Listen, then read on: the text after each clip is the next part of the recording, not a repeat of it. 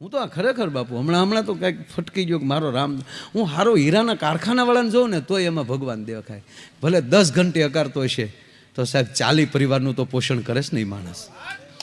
આ Reliance company, હું ધીરુભાઈને યુગ પુરુષ કહું કે કરોડો માણસોને સાહેબ રોજી આપે છે. આ બધું ન હોય તો કોણ બધું? આપણને લાગે કે આ બધા, હાલો હું તો એટલું કહું, તમને અમુકને બહુ શ્રદ્ધા ને એવું ન હોય, અમુક તો આવે પ્રોગ્રામમાં, અમુક તો આ શું કહે આ બધું ખોટો ખર્ચો છે, માણસોને એટલાને રોકી રાખવા, એટલું માણસ ધંધો કરવા વહી ગયો તો કેટલો પૈસા કમાય, આવા તારણ કરે.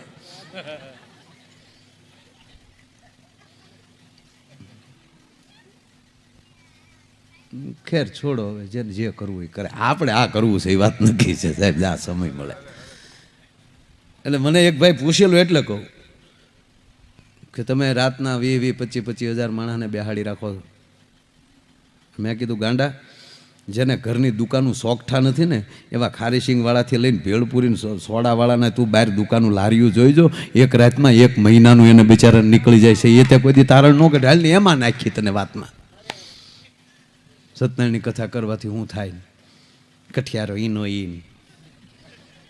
સાહેબ આપણા સંતો ને આપણા ઋષિમુનિઓ, આપણા બ્રાહ્મણો ગાંડા નહોતા સાહેબ કે આવા રિવાજો કાઢ્યા. એક સત્યનારાયણની કથા કરો છો ને, આખો દેશ વેપાર વાણિજ્ય સાથે જોડાઈ જાય છે. આખો દેશ, તમામ રાજ્યો જોડાઈ જાય છે એમાં. એનો પૂંજાપો જુઓ, એળસી, લવિંગ, તજ, હોપારી, ક્યાં ક્યાં રાજ્યોમાં થાય છે. થાપણ કાપડવાળો આવી ગયો, શ્રીફળ, કળશ, કહારો આવી ગયો. હવે ગણી લો બધું, બધું મારે ન ગણવાનું. પંચામૃત ખાલી તૈયાર કરો ને બાપુ, તો મધ વેચવા વાળાથી લઈ અને દૂધ, એટલે એમ કહેવાય પશુપાલન સુધી તમે આવી ગયા. એક 2000 કે 1500 રૂપિયા તમે ખર્ચો છો, એ 1500 રૂપિયા કેટલાના ઘરે પહોંચ્યા એ તમે નક્કી કરો સાહેબ. આ બધું એ રીતે જોડાયેલું છે. છોકરાઓને મંદિરમાં જઈને આમાં નાખી દેવાય માળાઓ ને, બોલે કેવા કે આર્ય સમાજ રીતે કરાય. સાહેબ એક લગ્ન તમે કરો છો તો હજારો પરિવારનું પોષણ થાય છે. એ કોઈ દી આપણે તારણ નથી કાઢ્યું, જેથી કરીને આ બધું એટલે છે. આ કઈ હાવ મેળાવડા કરવાની એવું કઈ નથી, હાવ ડીંગે ડીંગ નથી. આની પાછળ કંઈક મોટો ભાવાર્થ છે. આ જાનમાં જાય તો ભાઈ ગીત બીત શું કામ ગાવા દો, એમણે એમનો મૂંગા મૂંગા જઈને વી આવે. એક દી ગીત ગાય વરરાજો પોરહમાં આ ડગલું ભરી જાય.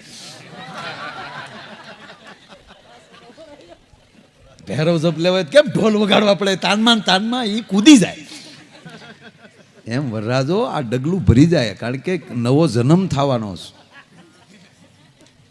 તમારા મિત્રનો હતો એ બેન થવાનો છે. એવું નથી, એમાં શાસ્ત્રીય રીતે બહુ જુદું છે. ટૂંકમાં અમારો ભૂરો જોવાઈ ગયો. મારે એ આ ભજન માલી ઘડીક બહાર નીકળવા હાટું ક્યાં કેટલાક ગાળામાં હું ગયો, પણ લગન છે. આનાથી મોટું ભજન ન હોઈ શકે. હો બાપ,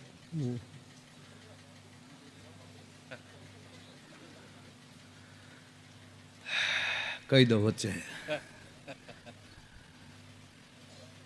માતાઓ બેઠા, માફ કરજો બધા. પરિણાની પહેલી રાતે જેમ નવોઢા પોતાના પતિની રાહ જોતી હોય, આગળી આવશે, બસ એ જ રીતે મારો ભારત વર્ષનો સાધુ એની કુટિયામાં બેઠો બેઠો ઈશ્વરની રાહ જોતો હોય છે કે આગળી આવશે. ફેર જાજો નથી સાહેબ. અમારો ભૂરો રૂમમાં ગયો, એના છોકરીને બાપાએ કીધું કે જા દીકરા આમ જા મારો બાપ જા. દીકરી રૂમમાં બેઠી, 2 જણા વાતો કરી લો. એ જેવો ભૂરો અંદર ગયો ને, જેમ ઝોકમાં બકરું જાય એમ, તા તો ઓલી દીકરી ઊભી થઈ ગઈ. આવો ભાઈ.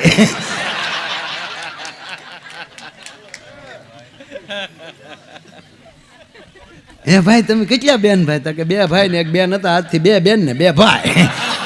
ખોટો રૂપિયો આવે એમ ગમતીને બારો આવ્યો. અને બાપા કે કાં ભૂરા હું થયું? તા તમારે 1 દીકરી વધી ને મારે 1 બેન વધી, હાલો. ખરેખર આ ભૂરો 45 જગ્યાએ ગયો, બધી જગ્યાએ આવું કાંઈક નું કાંઈક બન્યું છે. એક જગ્યાએ બાપુ જોવા ગયો ને તો આમ રૂમમાં બેઠા, તો ભૂરાને પાછું આમ બધી જગ્યાએ અલગ અલગ સ્ટાઇલો ફેરવી એની, એક રંગો ન આલ્યો એને એમ કે આવી રીતે ગયા તો ફેલ ગયા, તો આ વખતે આપણે કંઈક જુદી રીતે આપણે એન્ટ્રી પાડવી છે. તમારે ખિસ્સામાં દાંતીઓ નાખ્યો ને સરસ, અને સીધો એ ત્યાં રૂમમાં બેઠો.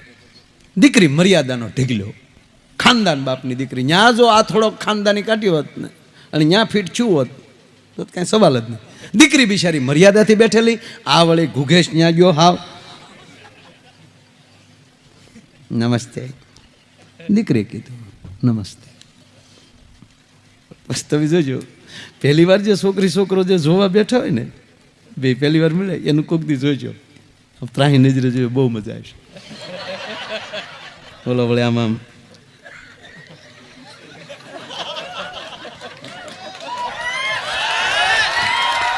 અને સામે એમ જ હોય.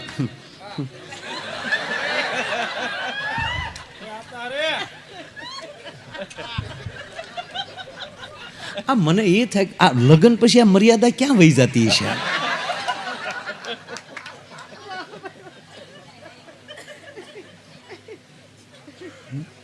અને આ બાપુ બહુ સમાજમાં બહુ ઊંધું થતું જાય છે. જે છોકરાને આંગળી પકડીને હાલતા શીખવાડો, પા પા મારો દીકરો એ હાલ્યો, ડગુ ડગુ એ હાલ્યું, મારું દીકરું એ મોટું થઈને આપણને કે હવે પગ વાળીને બેહો ને હેઠા, એટલે આ હાટું તને હાલતા શીખવાડે. જેને તમે બોલતા શીખવાડો, જો બેટા મોર, પોપટ, દાદા, કાકા, ઈ મોટો થઈને હું કે એ મોઢામાં જીભ નાખો. અને જેને તમે ભણવા બેસડો, બુદ્ધિ આપો, ઈ વળે આપણે શું કે તમારામાં બુદ્ધિ નથી હવે. એટલે અમારામાં બુદ્ધિ ન હોત તો ઘોડી આમ ન નાખ્યો, મીંદડન દઈ દીધો તમે. થોડુંક અલગ છે એમ. આ લગ્નમાં હજી વ્યવહાર થયું હોય અને એ જે મોબાઈલમાં વાતો કરે કોઈક દે સાંભળીએ આપણે. હાલો ગુ ગુ બોલો, તે બોલો ને પણ.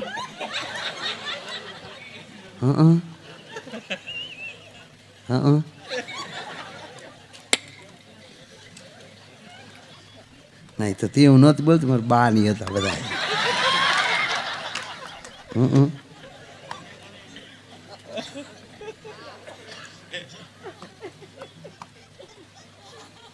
ઘડીક નો બોલે તો અહીંથી એમ કે બોલતો ખરી યાર કાંઈક. સાહેબ આ હાસ્યમાં ન કાઢતા હો, કાંઈક તો બોલે યાર. અને એક સમય એવો આવે હવે બોલતી નહીં હો. નહીં, સ્નેહ ભજન સિવાય જાળવી નહીં શકે. જેના ખોરડે ભજન થતા હશે એ પરિવારમાં હેત નહીં ઘટે.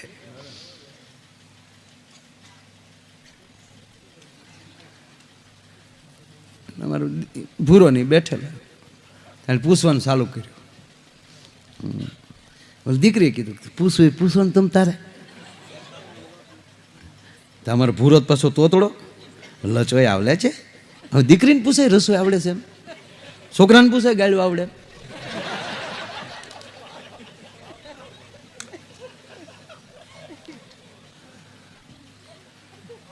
ત્યાં દીકરી કે રસોઈ તો આવડે જ ને. શું આવડે? આપ જે કહો. અચ્છા, ઘઉંના લોટનું શું બને? સેવ બને, શીરો બને, રોટલી બને, શક્કરપારા બને. અચ્છા, બાજરાના લોટનું શું બને? રોટલો બને, પાપડ બને, ધાન બને. અચ્છા, શાક કેટલા પ્રકારના બને? એ બધા અલગ અલગ બને, પછી ભેગું કરો તો ઊંધિયું કહેવાય.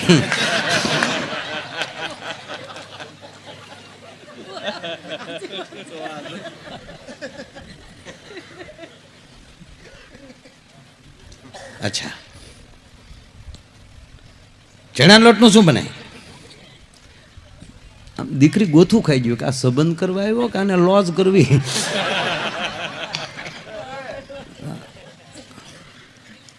કે આનો રાંધણ શેઠ ને દી જન્મ છો છે.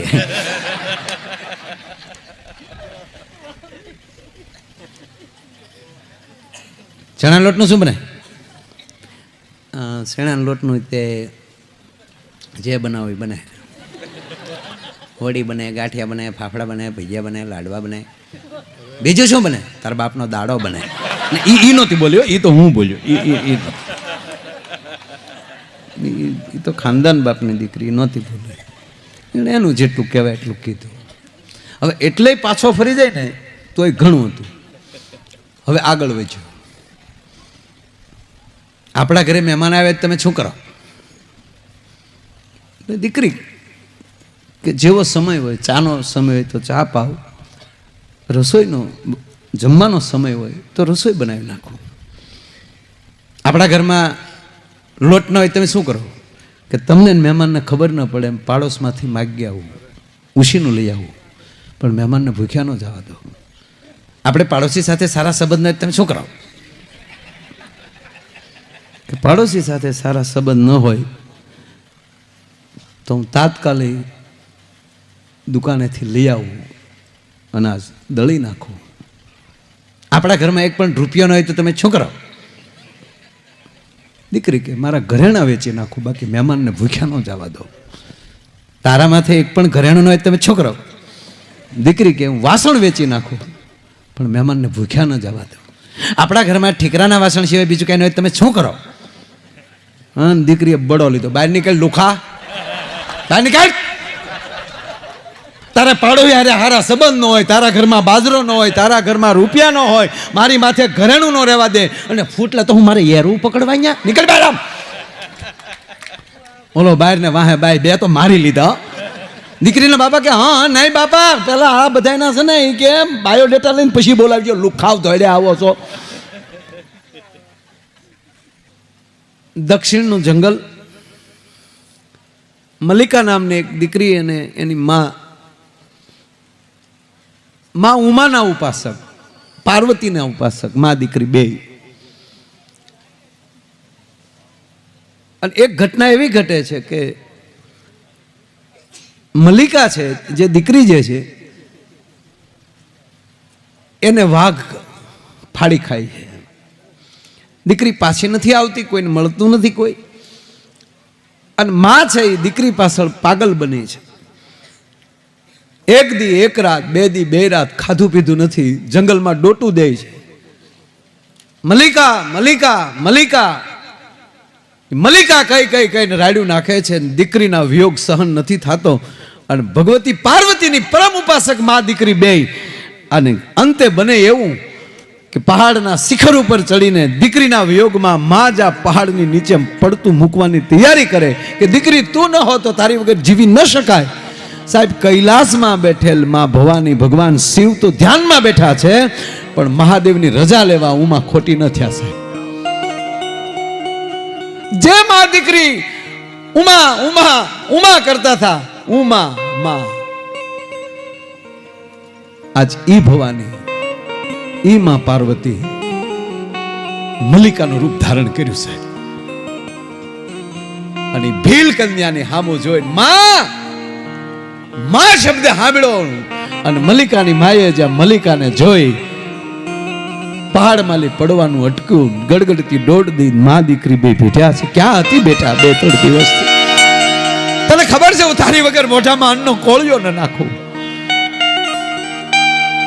અને ભગવતી ભીલડી બન્યા છે. માં, મારી પાછળ વાઘ થયો હતો ને તો હું જંગલમાં ભૂલી પડી ગઈ હતી. માં દીકરી રડે છે પ્રેમમાં. થોડાક દિવસો વીતી ગયા. હવે તો માં ભીલડી થઈ. હવે માની પરિસ્થિતિ એવી હતી, માં ભગવતી એટલા બધા મૂંઝાણા કે હવે આને મૂકીને જાવું કેમ. અને મહાદેવે જ્યાં સમાધિ ખોલીને જોયું, માં ભગવતીનું આસન ખાલી, અને મહાદેવે જ્યાં ધ્યાન લગાવ્યું, સાહેબ, ભવાનીને ભીલડી થી જોયા.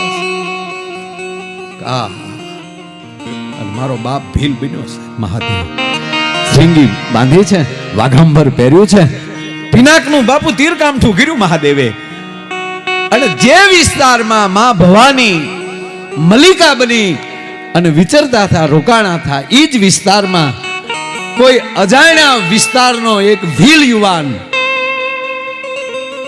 આ ભીલોની જે સ્પર્ધા હોય યુવાનોની, એ સ્પર્ધામાં મળ્યા મહાદેવ ભાગ લેવા, અને વિજય વિજય વિજય, અને આ યુવાનનો ડંકો મળ્યો વાગવા કે છે બીજા કબીલાનો, પણ યુવાન કાંઈક તેજવાળો છે.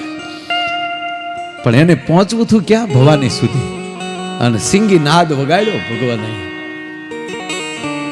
મલિકાના મકાનની પાછળ, ઝૂંપડાની પાછળ જઈ અને ભવાની સાંભળી ગયા, મહાદેવ આવ્યા છે. એકાંતમાં મળે છે. દેવી પ્રભુ આની ભક્તિ ઉપર ઓળખોળ છું, અને એટલી બધી દીકરીને પ્રેમ કરે છે, હું એને મૂકી શકું એવું છે નહીં. કે દેવી રસ્તો શું કરવો? જે એકાંતમાં વાતો કરે છે, મલિકાની માં જોઈ જાય છે, આવીને ખીજાય છે, બેટા આપણા કબીલાનો રિવાજ નથી અજાણ્યા પુરુષને મળાય, પણ માં આ અજાણ્યો નથી, જાણીતો છે. આ યુવાન છે ને, એ જેણે મને વાઘના મોઢામાંથી બચાવીને એ યુવાન છે. જો એને વાઘનો શિકાર કર્યો ને, એ વાઘાંબર એને પહેર્યું છે. મારી દીકરીને તમે બચાવ્યો, મારે ઘરે આવો. અને તે જોતું થયું સાહેબ. ત્યાં રોકાણ અને તે નિર્ણય કર્યો કે માં અમે એકાબીજી વગર રહી શકીએ એમ નથી, અમારે લગ્ન કરવા છે.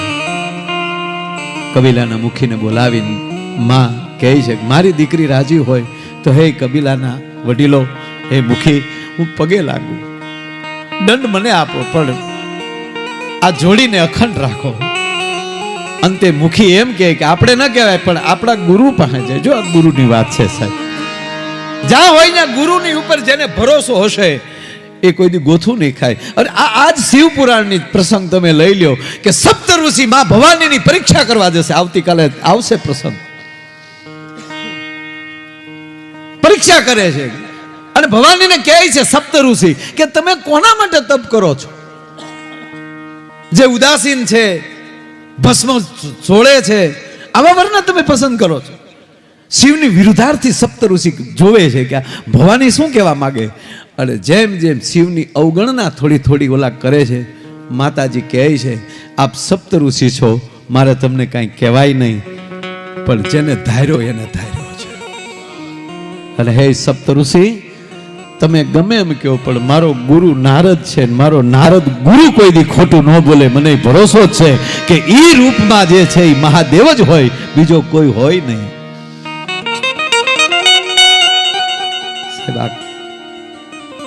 કે તો ચાલો આપણા સ્વામી પાસે જઈએ, આપણા ગુરુ પાસે જઈએ. તો સાહેબ ગુરુ કોણ હતા? કાર્તિકેય મહારાજ. ખૂબ દક્ષિણમાં એને કામ કર્યું છે કાર્તિકેય મહારાજ. આ મલિકા આને પૂછ્યું આ યુવાનને કે તમારું નામ શું છે યુવાન? માં પાર્વતી શિવ હામું જોવે, શિવ પાર્વતી હામું જોવે. તો માં ભવાની બોલી ગયા કે એનું નામ અર્જુન છે. અર્જુનને લઈને આવે છે, મલિકા સાથે છે. પણ આમ જે આશ્રમથી થોડાક દૂર પાછું ત્યાં શિવજીનું મંદિર છે. આખર તો દીકરો બાપની પૂજા કરે છે. પણ કાર્તિકેય મહારાજ ઓળખી ગયા, કરી ભારે ભોળાનાથ આઘેલી આમ કે, પણ કેમ રહી શકે? પૃથ્વીની પ્રદક્ષિણા કરીને આવીને કાર્તિકેય નીકળી ગયા હતા. ત્યારથી અહીંયા પહેલી વાર માવતરને જોવે છે ત્યાં. અને કાર્તિકેય ગડગડતી દોટ દઈ અર્જુનના રૂપમાં ઉભેલા ભગવાન મહાદેવના ચરણોમાં આળોટે છે. મુખિયા કહે છે કે આપણા સ્વામી જેને પગે લાગ્યા કોણ છે? અને ત્યારે કાર્તિકેય મહારાજ કહે છે મુખી, અને મલિકાની માને એટલું કીધું કે હે ભીલદેવી, તું જેનું ભજન કરતી હતી, ધન્ય ભાગ તારા, એ ભવાની તારી ઘરે દીકરી થી ને એટલા સમય રોકાણી. અને આ અર્જુન બીજું કોઈ નથી, મારા પિતા મહાદેવ છે. અને આ મલિકા બીજું કોઈ નથી, મારી માં ભવાની છે. બધાએ આળોટે પગમાં. ભવાની અમારી ભૂલ થઈ કે ના, તમારો પ્રેમ હતો એટલે અમારે આવવું પડ્યું. અને હવે માગી લ્યો. ભગવાન શિવ પ્રગટ રૂપે અને માં ભવાની ઉભા છે અને કહે છે કે માગો. અને ત્યારે માગીને ભીલડાએ એટલું કીધું કે અમારા કાર્તિકેય મહારાજ, અમારા ત્યાં તો કંઈક દક્ષિણમાં બીજું નામ છે, એમાં કે અમારા સ્વામીજી જે શિવલિંગની પૂજા કરે છે, આ શિવલિંગમાં આપ બંને જ્યોતિ સ્વરૂપે એમાં બિરાજો, જેથી કરીને અમે આજીવન આ જ્યોતિર્લિંગના દર્શન કરી શકીએ. એ જ્યોતિર્લિંગનું નામ હતું મલ્લિકા અર્જુન. મારો કહેવાનો સૂરી છે ભલામાં. જેનું ભજન કરો એને ત્યાં ખબર પડે. ઓલા ફકીરની વાત છે ને, ફકીરને કોઈ અવાજ આવ્યો મસ્જિદમાંથી કે તું રોજ આ માથામાં મોર પડી ગયો નમાજ કરી કરીને, પણ તારી એક પણ નમાજ ખુદાએ અદા નથી કરી, સ્વીકારી નથી. તા તો ઓલો નાચવા મળ્યો કે એલા એકે સ્વીકારી નથી, નાચવા મળ્યો. તક નાચવા ન મળ્યું, એને સ્વીકારી ન સ્વીકારી, પણ એને ખબર તો છે ને હું નમાજ કરું છું, બસ બીજું કાંઈ નથી જોતું. એમ એને ખબર તો છે ને. એમ પરિવારમાં આનંદ લેવો હોય, મેં કીધું એમ કે આ 12 જ્યોતિર્લિંગના નામ લેવાથી સાહેબ આપણા તમામે તમામ દુઃખ, વ્યાધિ, ઉપાધિ અને સાહેબ પીડામાંથી આપણે મુક્ત થઈ જઈએ છીએ. અને એ રોજ જે 12 જ્યોતિર્લિંગના નામ લેતા હશે ને એની હાટું જમડા ન આવે સાહેબ. એ તો કોક દી શિવનો ગણ લેવા આવે, એમાં કાંઈ શંકાને સ્થાન નથી. અને